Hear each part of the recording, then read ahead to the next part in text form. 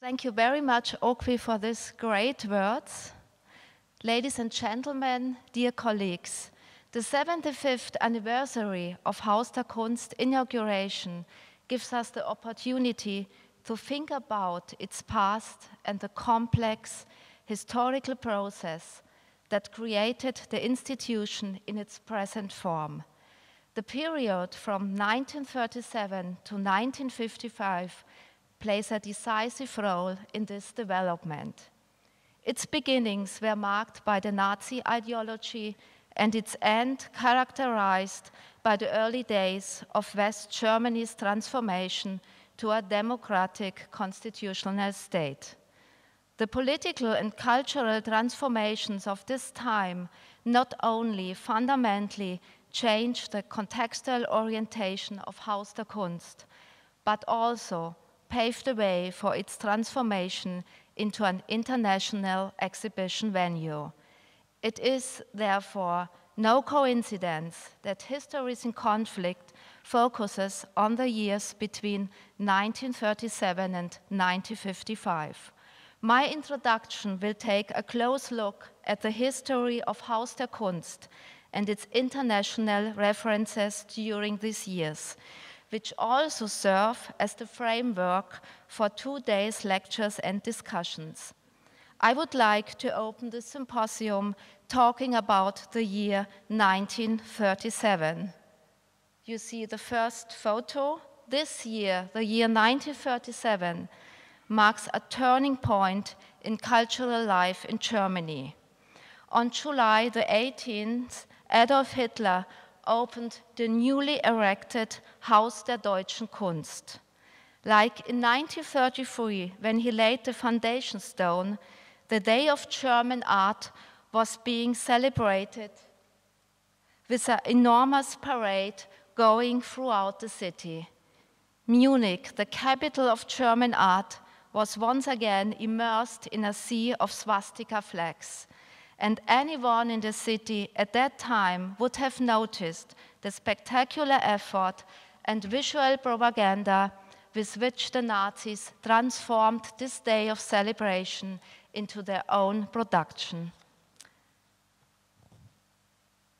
The Haus der Deutschen Kunst was intended to replace Munich's Glass Palace, which had been destroyed by fire in 1931. The Haus der Deutschen Kunst was the first monumental structure used by the Nazi regime as an object of public showmanship. The prestigious project had a clear purpose: to help fulfill the program of the Nazi propaganda apparatus. It became the most important institution of Nazi art policy thanks to the annual Great German Art Exhibition staged in it until the end of the Second World War. On display here, you see here a photograph of the year 1940, and you see in the middle it's the Genius by Karl Wamper. It's a very, very big sculpture, and you see there are very many visitors in these exhibitions. And in these exhibitions, on display, in a department store-like abundance, was a predominantly conservative realism that was celebrated as the only true German art.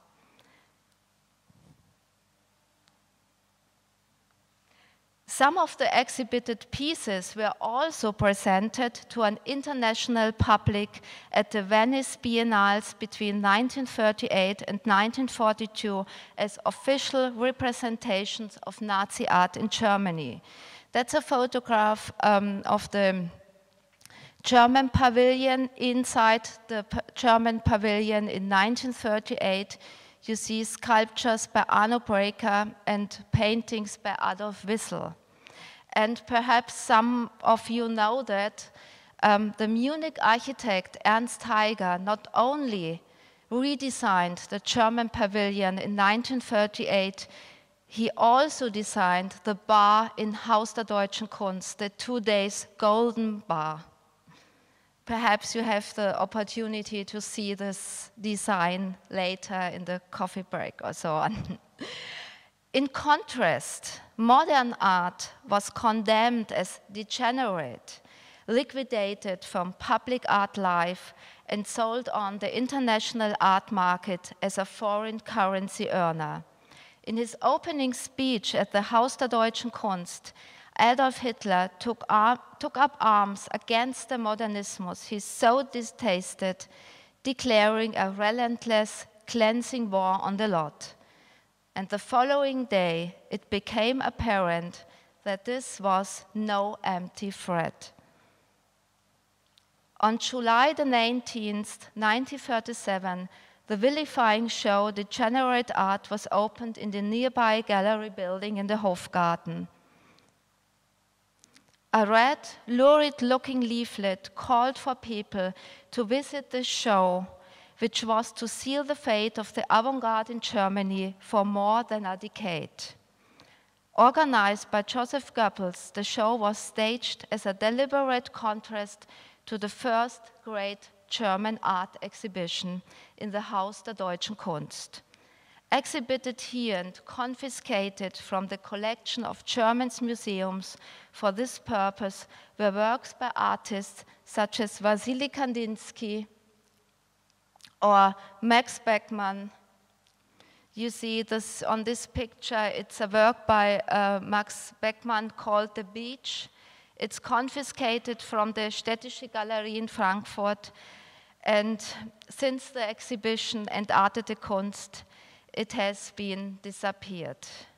Or another work, a very prominent work in this exhibition, The Kneeling Women by Wilhelm Lehmbruck. These names and other names were already among the most important in modern art.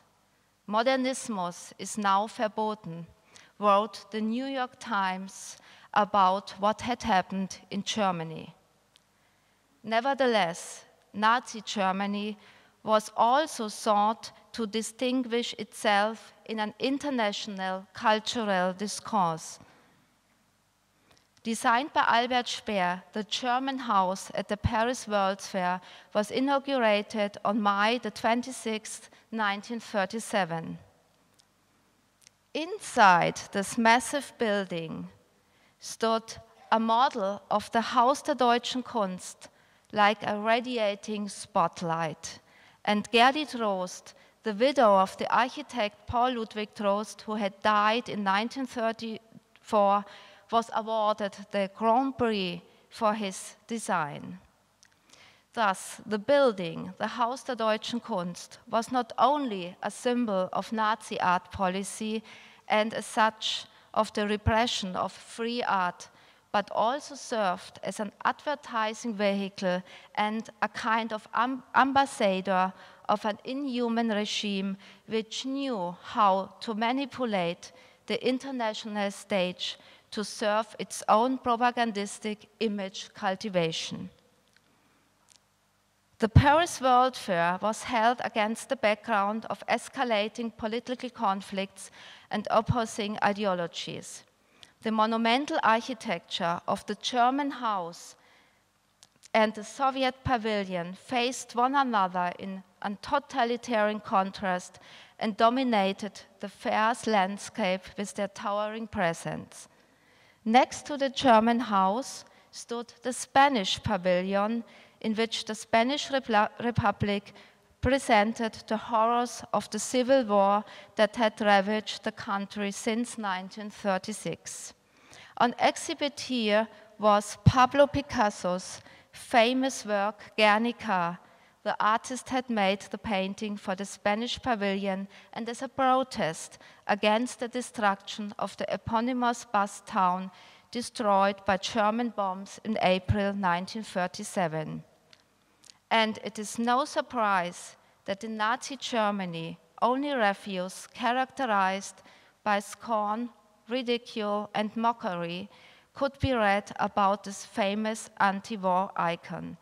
Guernica was the dream of a madman, a disarrangement of incomprehensible symbols and human body parts that any 4-year-old child could have painted, the German critic Emanuel Paul Frank wrote. 18 years later, in 1955, Guernica was shown in Munich in the former Haus der Kunst. Following the war, the exhibition building experienced a decisive shift in its contextual focus that reflected the political and social changes taking place. The building had remained untouched during the war, and the American military government used it to house an officers' club with restaurants, dance halls, and sport facilities like a basketball field and a tennis court outside the house. Beginning in 1946, art exhibitions were once again staged in the parts of the West Wing. These initial temporary solutions conformed to the occupying power's intention of re-establishing Munich as the cultural center of southern Germany. In January 1946, the exhibition Bavarian Paintings of the 15th and 16th centuries opened, which included Dürer's self-portrait from the destroyed Alte Pinakothek. In the next year, the show Modern French Painting, which was an attempt to reconnect with international modernism, attracted some 55,000 visitors and was celebrated in the German press as the most important cultural political event of that year. Following this, in 1948, was an exhibition of masterpieces from the collection of the Kaiser Friedrich Museum in Berlin that had returned from the United States to Germany. You see here on the left side, with the glasses, it's the director of the Bavarian Stage Gallery, Eberhard Hanstengel. 1948 was also the year in which the first post-war Biennale took place. And one of the most important events of this Biennale was the exhibit of Peggy Guggenheim's legendary private collection in the empty Greek Pavilion. The works provided the public not only with a nearly complete overview of the 20th century modern art, but also introduced Europe to abstract expressionism. Germany, which at that time was still divided into 4 occupation zones, had not received an official invitation. However, it was represented here with a special show curated by Eberhard Hanstengel, which included works by artists like Otto Dix, Paul Klee, Karl Hofer, all artists who had been discarded as degenerate artists under the Nazis. The tradition of remembering the modernism and in this context of making symbolic reparations was an approach that also characterized the future exhibition activities of Haus der Kunst. Curated by Ludwig Grote, the commemorative show Der Blaue Reiter, Munich and the 20th Century Art was opened here in 1949 and was to prove decisive for Haus der Kunst on its way to modernism. The preparation for the exhibition resulted in an extensive correspondence, and perhaps you have seen in our exhibition in the archive the letters by Nina Kandinsky, by Max Bill, by Annie and Josef Albers, by Arnold Schönberg, and other artists. Running like a red thread through these letters was the search for the lost works which had been displaced, sold, or were believed to have been destroyed. Despite this, and not least thanks to the support of numerous émigré artists and international museums, nearly 300 works were brought together for the show. With this exhibition, which attracted international attention, the former Haus der Kunst was denazified, as the Secretary of State, Dieter Sattler, proclaimed, perhaps a bit too hastily. The show also constituted the basis for the first German contribution, the first official German contribution to the Biennale in 1950, which presented the work of the Blaue Reiter in the foreground. Haus der Kunst once again became a symbol, this time for the return of modernism to the place where Hitler's cleansing crusade had begun.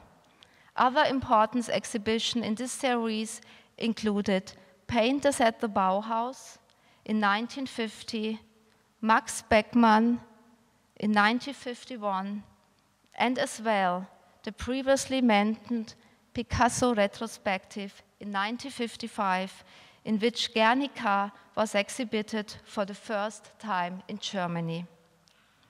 That same year, Documenta One, which strove for an intellectual and moral new beginning, opened in Kassel. Wilhelm Lehmbruck's Kneeling Women, one of the pioneering sculptures of the 20th century, and one of the most prominent work to be defamed as degenerate in the vilifying show, was the focus of Arnold Bode's exhibition. Its presentation in the main staircase of the professionally repaired ruins of the Fridericianum in Kassel was celebrated as the return and triumph of modernism over Nazi iconoclasm.